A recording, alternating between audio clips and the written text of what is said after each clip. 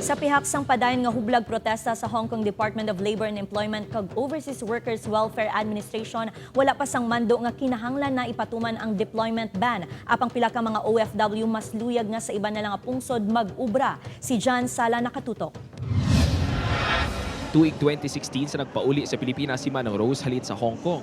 Wala sa payan nga luyag sini magbalik liwat mas pilion sini ang iba na lang nga pungsod mag-obra sa kangawa sa nagakatabo subong sa Hong Kong. Siguro pwede pa sa Singapore na lang.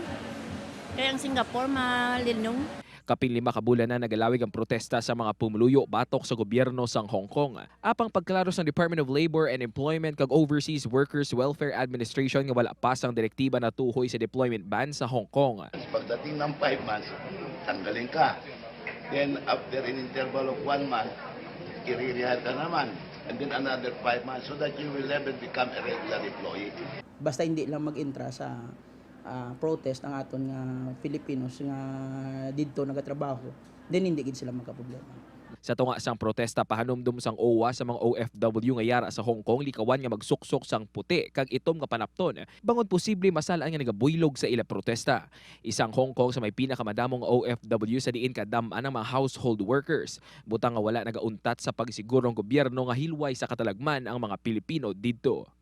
Upod kay Cirilo Renduque, John Sala, 1 Western Visayas.